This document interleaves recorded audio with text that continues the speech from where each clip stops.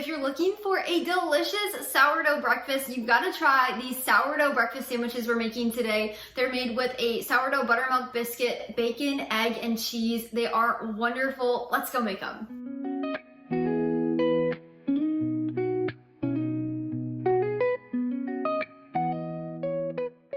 With a traditional sourdough breakfast sandwich, you're going to use sourdough bread, but here in my recipe, I'm using a sourdough buttermilk biscuit. You can find the link to my full written recipe link down in the description below. Just click that link and it'll take you over to my blog where you can print and save it at any time. But we are going to get started making these. First, we're going to start with the biscuits. We'll make the bacon in the oven. It's a really simple sheet pan idea. And then finally, we will make the eggs on the stovetop. It's really simple as well, and then we'll assemble them and enjoy. I did to share a quick note, I am not a fan of eggs on sandwiches at all. So I make this recipe like this because my husband absolutely loves eggs. A lot of people mostly love eggs on their breakfast sandwiches. So on 2 of the 3, I'm putting egg. On 1 of them, I'm leaving it off. But this recipe makes 3 breakfast sandwiches that have all the bacon, egg, and cheese on them. I'm just leaving off my egg and putting it on my husband's. So if you or anybody that you're serving these to does not like egg, you can just either put the extra on somebody else's sandwich or you can leave them off. So to get started, we'll need to line 2 baking sheet pans with parchment paper. I always like to use an unbleached, but we're gonna use 1 for the bacon and 1 for the biscuits. And you'll also wanna preheat the oven to 425 degrees Fahrenheit. Now let's get started on making our biscuits. This recipe makes 3 breakfast sandwiches, so you can double or triple it as many times as needed. To begin making our sourdough buttermilk biscuits, we're gonna add 2/3 of a cup of all-purpose flour into a mixing bowl. I like to use an unbleached organic, but you can use any.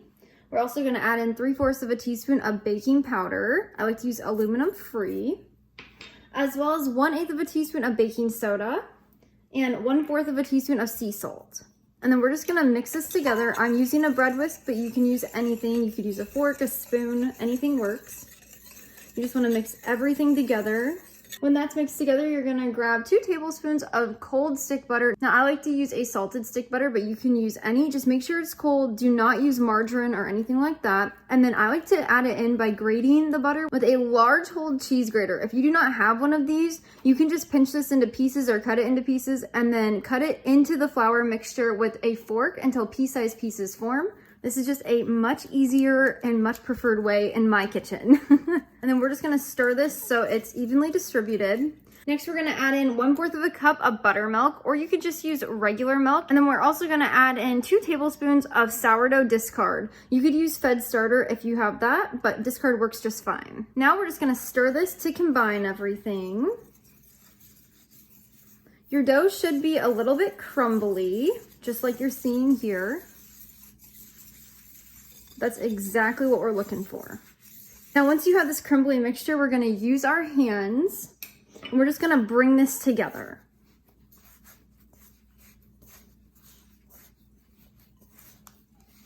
We do it this way because we don't want an excessively wet dough for these biscuits. And our hands are the best tools. So as you can see, we're picking up all of the excess in here. If your dough is not coming together at all, your sourdough starter is just less hydrated than mine, just add an extra tablespoon or 2 of buttermilk. If it is more wet than this and it's actually sticky or it's kind of soupy, that just means your sourdough starter is more hydrated than mine. Just add a few extra tablespoons of flour and that should help. So now we have our biscuit dough ready to go. Now, these are just quick biscuits, so we're not necessarily going to refrigerate the dough like I would if I was cutting them out. So now we're just going to place this out on the counter. I'm gonna grab a little flour and we're just gonna dust our workspace, that way nothing sticks. Now we're just gonna roll this out to about 1 inch thick. You could also just use your hands to pat it down. The shape does not matter. And then we're just gonna fold it in half. We're gonna create some layers. So we're folding it in half one way and then folding it in half the other. And then we're just gonna roll this out again. This time what we're gonna do, we're gonna roll our dough into a rectangle that's about 1/2 inch thick. So as you can see here, I'm using my hands to kind of move it into that shape and then just keep rolling. And we're just gonna cut this into 3 pieces. Now this might look small, but we're only making 3 biscuits, so that's why. So I always like to score it and then I like to cut, that way I'm not cutting one smaller than the other. So we're just gonna cut 1 biscuit and 2. I'm doing it this way because that way we don't have any extra scraps and it makes it really simple and easy. So there's our biscuits. Now we're gonna grab our sheet pan and we're just gonna stick these on. You wanna make sure they're about 1 inch apart.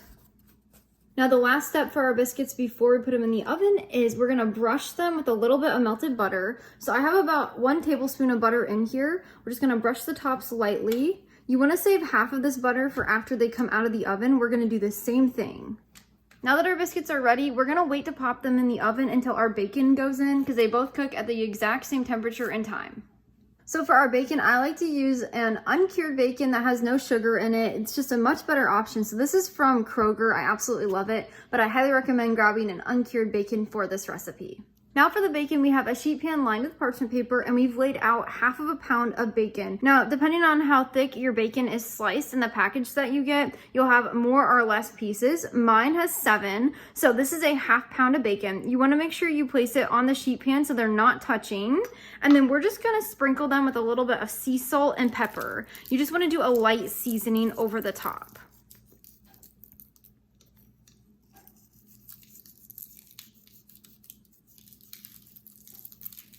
And then we're gonna do that with the pepper as well. Just do a light seasoning, nothing crazy.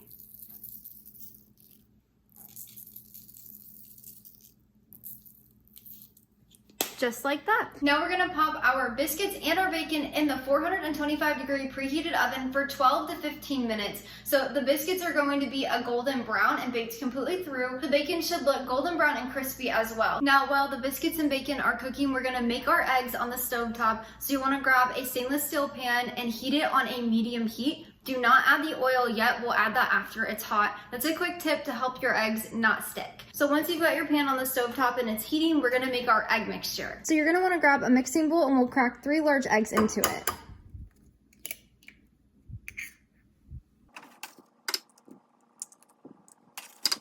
Now I'm gonna go wash my hands and we'll continue. Now we're gonna add in 1/8 teaspoon of ground black pepper and 1/2 teaspoon of sea salt. That's just gonna salt and season our eggs. And then now we're gonna grab a whisk and we're just gonna whisk this until everything is evenly combined. You wanna make sure all the yolks and the whites are evenly mixed together. So we are making a scrambled egg mixture, but we're not making the traditional scrambled eggs. We're doing something that my husband absolutely loves. It looks like a crepe, but you can cut the egg into pieces. He absolutely loves it, and it's perfect for making breakfast sandwiches. Now we're gonna check our pan to see how warm it is. It's been heating over medium heat. I can feel it warm. The best way to do this is you're gonna pour a little water in. And if it does that, where the water balls up and goes around the pan, it's hot and ready to go. So now we're gonna turn our heat down to a low heat.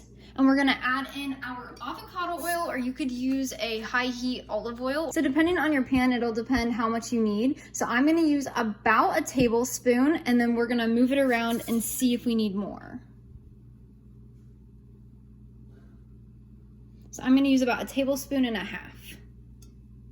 When we're using a stainless steel pan, you've gotta make sure it's really greased up, which is why I'm moving it around. So it should look just like that. And then we're gonna turn our heat back to a low medium. On this one, it's about a 4. You could do like a medium here also, but I'm doing the 4. And then we're gonna pour our mixture in.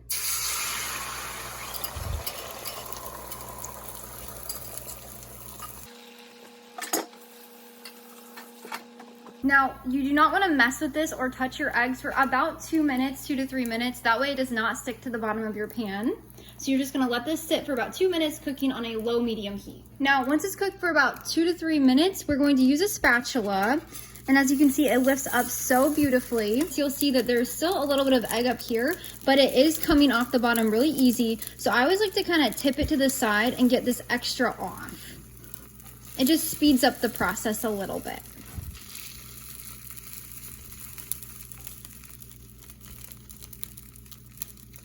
And then after about 30 seconds, you'll see all of this has kind of hardened up.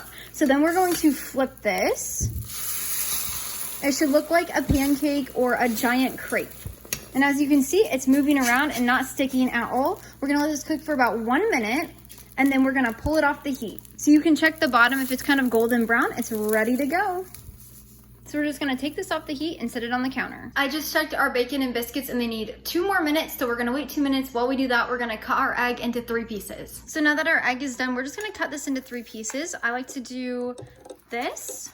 You wanna make sure it's 3 even. So we're gonna cut 1 piece like this, and then you're gonna go diagonal and you're gonna cut another one. So you have 1/3 there. We're basically cutting this into thirds. Well, we are cutting it into thirds. And then we're gonna, right here, we're gonna do another cut diagonally. And there we have our 3 eggs. So we're just gonna let this sit to the side until everything else is done. So now our bacon is finished cooking. It should look just like this. And then we're going to immediately remove it from here and put it on a plate with paper towel. You also don't have to use paper towel on the bottom, but this is gonna help drain them. You can also use napkins like I'm using. We don't really have paper towel in the house, so I like to just use some napkins instead. This is also gonna help them crisp up. So they are a little bit pliable, as you can see. They're fully cooked, but they just need to cool down and get out of that grease to harden. Now, our biscuits are also finished, so we are going to place them on a cooling rack, just like that. They look fantastic. And then we're gonna grab the rest of our melted butter and we're gonna brush it on top.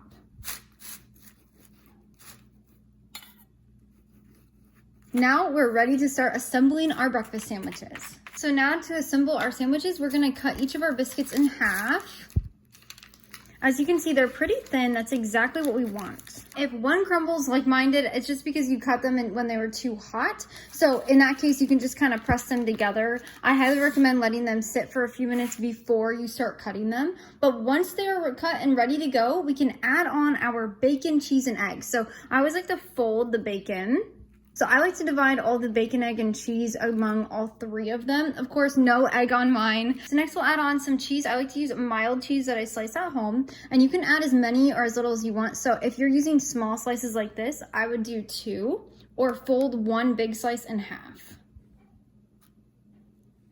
And then finally, we have our egg. So what you can do, since we have these big slices, I like to fold them in half. So just like that, you can fold them a few times if necessary. And then we're just gonna pop them right down on the sandwich.